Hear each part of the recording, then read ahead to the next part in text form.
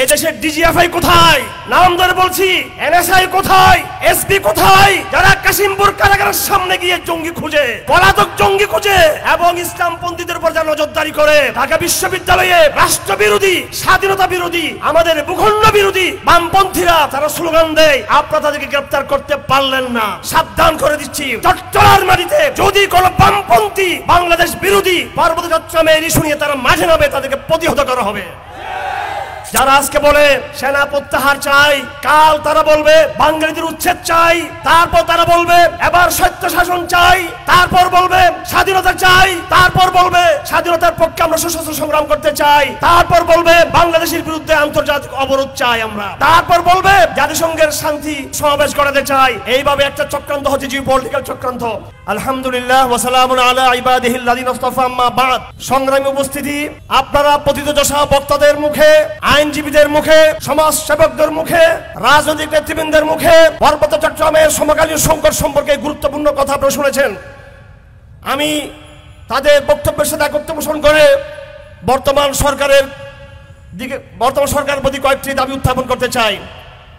প্রথম কথা হলো, পার্বত্য চট্টগ্রামের যে শান্তি চুক্তি আওয়ামী লীগ তার প্রথম আমলে করেছিল, সেই শান্তি চুক্তির অমঙ্গল, অকল্যাণজনক সিদ্ধান্ত ছিল একটা বাঙালি অবাঙালি, বাঙালি পাহাড়ির মধ্যে বৈষম্য বিনির্মাণ করে তাদেরকে আলাদা জায়গায় নিয়ে বাঙালিদেরকে পার্বত্য চট্টগ্রাম থেকে বিচ্ছিন্ন করা।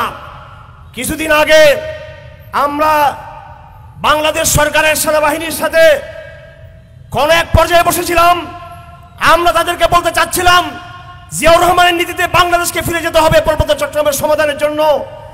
তারা আমাদেরকে বুঝাতে চাচ্ছেন না, সেটা সমাধান নয়। তারা বলতে চাচ্ছেন যে পার্বত্য তথাকথিত আদিবাসী, আদিবাসী শব্দ একটা গলত শব্দ। হাতি হলো এই দেশের আসল আদিবাসী মানুষ। মানব জাতির ইতিহাসে লেখা আছে চট্টগ্রামে কারা প্রথম এসেছিল। এক সময় আর্যরা বলছিল তারা ভারতবর্ষের আদিবাসী, প্রমাণ হয়েছে আর্যদের আগেও ভারতবর্ষে মানব জাতির, সভ্য জাতির বসবাস ছিল। কোনোভাবেই এই অবাঙালিরা এই পাহাড়ি অঞ্চলে তারা আদিবাসী নয়।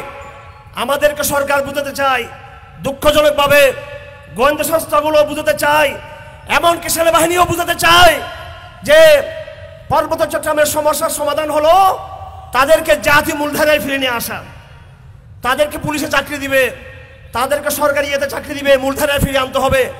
বিগত প্রায় 2 দশকের বেশি সময় ধরে, 2.5 দশকের মতো সময় ধরে এমন কোনো এজেন্ডা নেই যে এজেন্ডা বাংলাদেশ সরকার আদিবাসীদেরকে দেশের মূলধারা ফেরানোর জন্য তারা বাস্তবায়ন করেনি। সব কিছু বিলীন করা হয়েছে বৈষম্য বিলোপের নামে।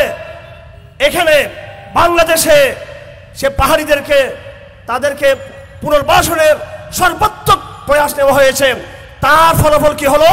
সেনাবাহিনীকে রক্তাক্ত হতে হলো। আজকে সেনাবাহিনী ভেবে দেখুন, গোয়েন্দা সংস্থারা ভেবে দেখুন, আপনারা ছাড় দিবেন, তারা কিন্তু ছাড় দিবে না।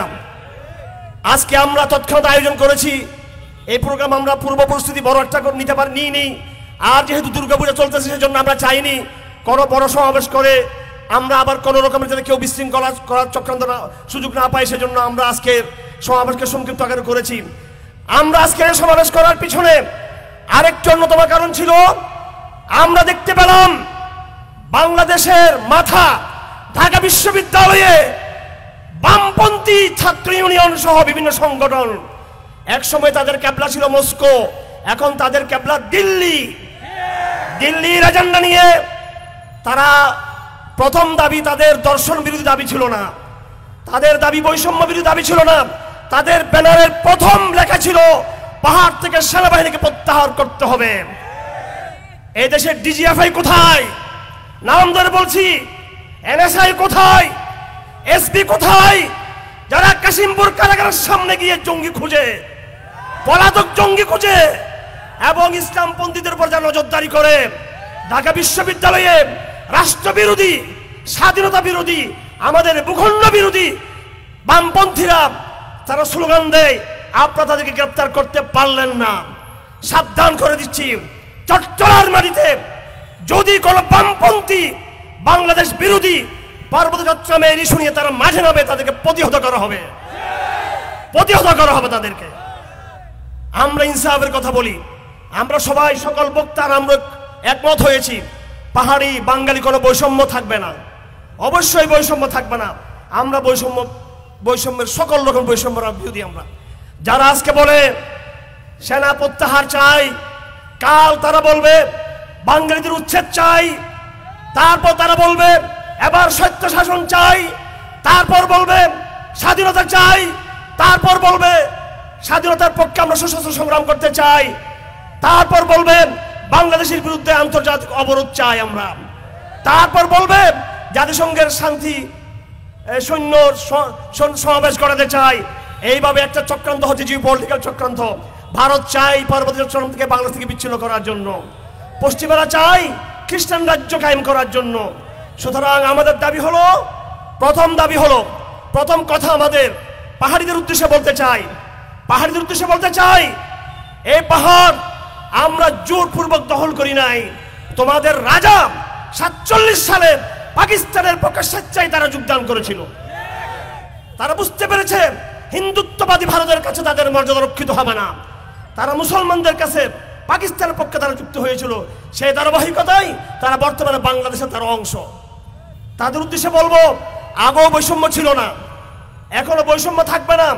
আমরা মুসলিম জনগোষ্ঠীর পক্ষ থেকে, হেফাজত ইসলাম বাংলাদেশের পক্ষ থেকে, আপামর তৌহিদি জনতার পক্ষ থেকে আমরা পাহাড়ি জনগোষ্ঠীকে আশ্বস্ত করতে চাই যে আমাদের পক্ষ থেকে কোন রকমের আপনাদের বিরুদ্ধে সাম্প্রদায়িক বৈষম্যমূলক কোন পদক্ষেপ কখনো আগেও ছিল না, এখনো নাই, সামনেও থাকবে না।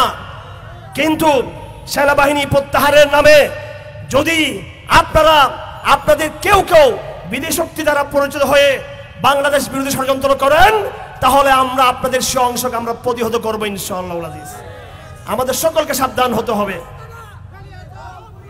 আমার ভাইয়েরা, এই ফর্মুলা ব্যর্থ হয়েছে, তাদেরকে মূলধারায় ফিরিয়ে এনে যা করবেন, এই ফর্মুলা ব্যর্থ হয়েছে। আমার বাংলাদেশের প্রতিটি ইঞ্চি বাড়িতে বাঙালিদের বসবাস করার সুযোগ রয়েছে।